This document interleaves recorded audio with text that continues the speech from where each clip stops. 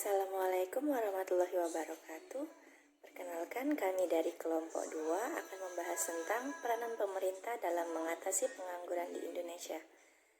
Nama-nama kelompok anggota kami yaitu pertama Rika Novianti dengan NIM 1911081. Yang kedua yaitu Teddy Darmawan dengan NIM 1911001.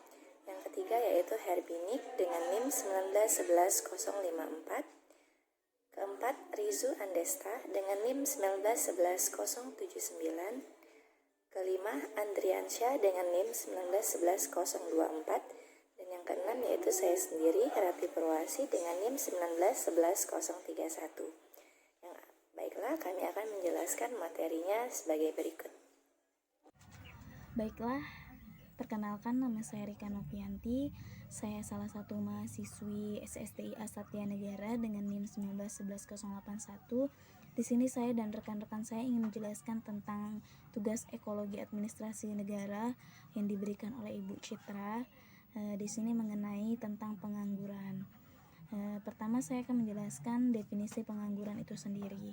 Secara teknis adalah semua orang dalam referensi waktu tertentu, yaitu pada usia atau pada usia angkatan yang tidak bekerja, baik dalam arti mendapatkan upah atau bekerja secara mandiri, kemudian mencari pekerjaan dalam arti mempunyai kegiatan aktif dan mencari pekerjaan tersebut. Selain definisi yang saya jelaskan barusan, ada beberapa definisi lain tentang pengangguran, diantaranya yaitu definisi pengangguran menurut Sadono Sukimo merupakan pengangguran suatu keadaan di mana seseorang yang tergolong dalam angkatan kerja ingin mendapatkan pekerjaan tapi belum dapat memperolehnya. Yang selanjutnya definisi pengangguran menurut Paiman J. Simanjuntak. Pengangguran adalah orang yang tidak bekerja sama sekali atau bekerja kurang dari 2 hari dalam seminggu. Yang ketiga, definisi pengangguran berdasarkan istilah umum dari Pusat dan Latihan Tenaga Kerja. Selanjutnya, saya akan menjelaskan tentang jenis-jenis pengangguran. Pengangguran di sini banyak jenis dan yang saya jelaskan khususnya berdasarkan jam kerja. Yang pertama yaitu open unemployment atau pengangguran terbuka. Merupakan jenis pengangguran yang benar-benar tidak memiliki pekerjaan atau tidak sedang terikat oleh perusahaan manapun. Dan yang kedua under unemployment atau setengah menganggur. Merupakan jenis pengangguran yang tidak bekerja optimal semata-mata karena tidak ada lapangan pekerjaan bagi dirinya. Jenis pengangguran ini juga diartikan mereka yang bekerja kurang dari 3 jam dalam sehari.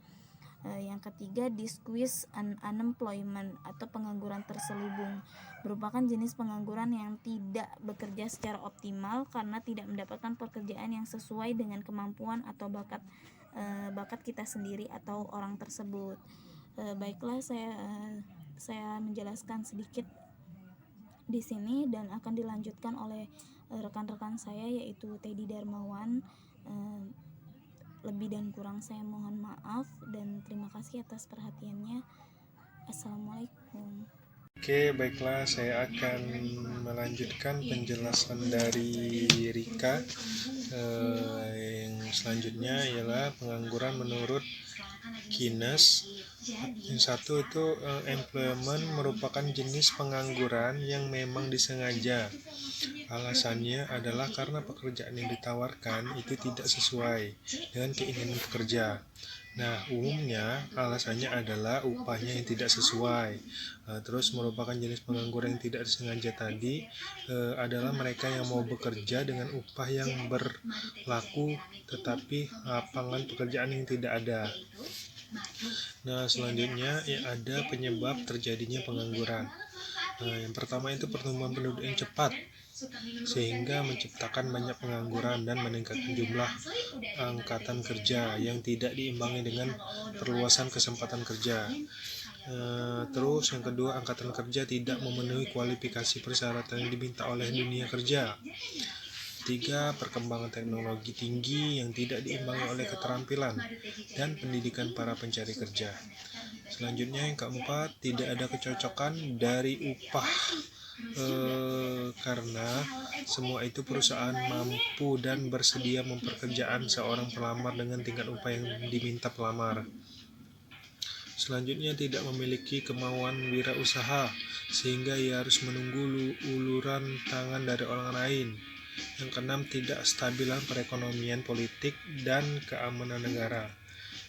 Nah, yang selanjutnya penyebab terjadinya pengangguran di Indonesia. Yang pertama itu ada kebijakan pemerintah yang tidak tepat, terus distorsi harga, faktor produksi, terus pengangguran penduduk berpendidikan tinggi, dan selanjutnya dampak pengangguran terhadap pembangunan nasional.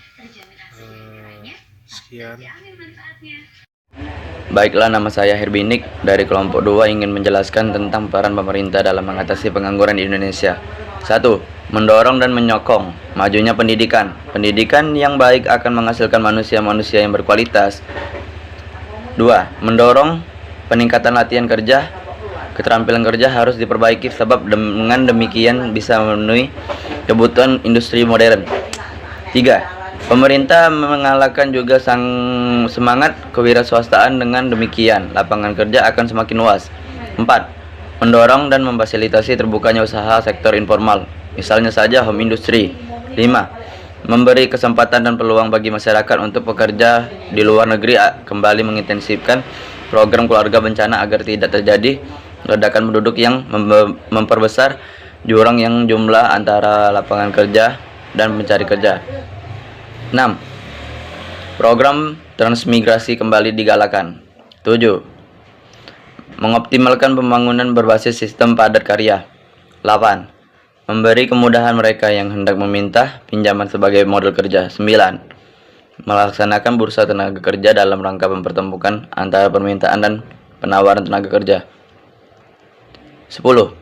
Mengadakan perluasan kesempatan kerja, misalnya melalui pembangunan proyek-proyek umum atau mendirikan industri-industri yang bersifat padat karya, dan program transmigrasi yang ditujukan selain dalam rangka persebaran tenaga kerja tapi juga dalam rangka perluasan kesempatan kerja, meningkatkan mutu tenaga kerja. Sekian, itulah dari saya untuk materi ketiga. Terima kasih. Assalamualaikum warahmatullahi wabarakatuh. Perkenalkan, nama saya Rizwan Andesta, NIM 1911079, kelas 4A reguler sore. Pada saat ini saya akan menjelaskan manfaat ekologi administrasi dalam upaya mengatasi pengangguran di Indonesia.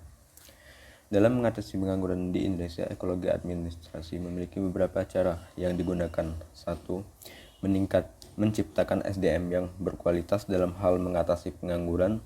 Tentu erat kaitannya dengan faktor ekologi di sekitarnya. Salah satunya adalah sumber daya manusia atau manusia yang hidup di lingkungan tersebut.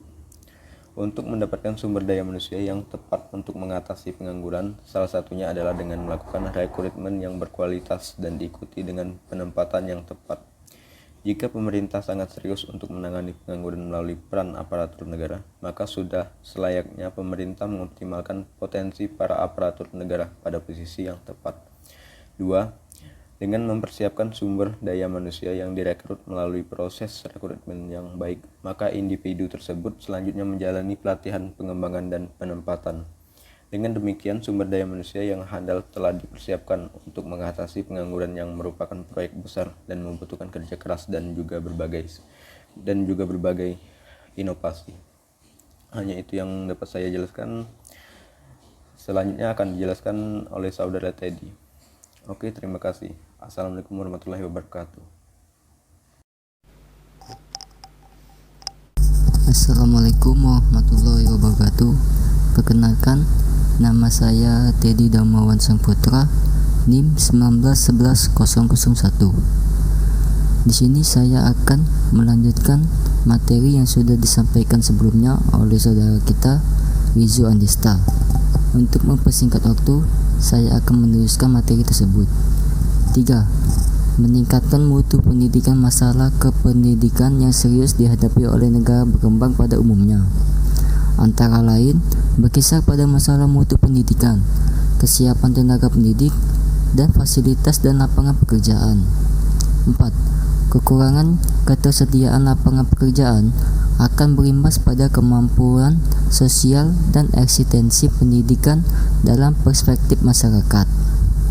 Pada masyarakat yang tengah berkembang, pendidikan diposisikan sebagai sarana untuk meningkatkan kesejahteraan melalui pemanfaatan kesempatan kerja yang ada. Dalam arti lain, tujuan akhir program pendidikan adalah terakhirnya lapangan kerja yang diharapkan atau setidaknya setelah lulus dapat bekerja di sektor formal yang memiliki nilai gengsi yang lebih tinggi dibandingkan sektor informal. Dengan demikian, keterbatasan lapangan pekerjaan sehingga berpotensi untuk tidak dapat tertampungnya lulusan program pendidikan di lapangan kerja. Secara linear, berpotensi menggugat eksistensi dan urgensi pendidikan dalam perspektif masyarakat.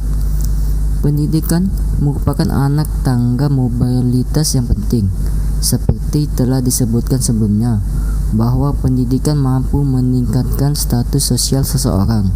Hal ini karena pendidikan itu sendiri mempunyai peran yang penting bagi diri sendiri maupun masyarakat setempat. Lembaga pendidikan mempersiapkan seseorang untuk mendapatkan pekerjaan. Jika proses perjalanan pendidikan sepanjang masa ditinjau secara menyeluruh, maka dapat dilihat kenyataan bahwa kemajuan dalam pendidikan beriringan dengan kemajuan ekonomi secara bersamaan. Peserta didik yang menamatkan sekolah diharapkan sanggup melakukan pekerjaan sesuai dengan kebutuhan di dalam dunia pekerjaan. Semakin tinggi pekerjaannya, maka semakin besar kesempatannya untuk memperoleh pekerjaan yang layak. Untuk itu, mutu pendidikan harus ditingkatkan supaya kemampuan atau skillnya terus meningkat dan mampu memperoleh pekerjaan yang layak.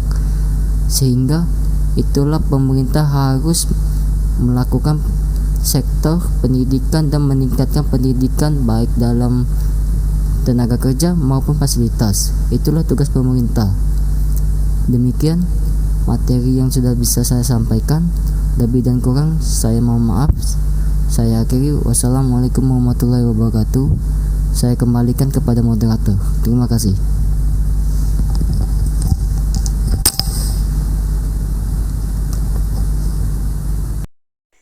Baiklah, sekian materi diskusi dari kelompok kami. Jika ada kesalahan kami mohon maaf. Saya akhiri. Wassalamualaikum warahmatullahi wabarakatuh.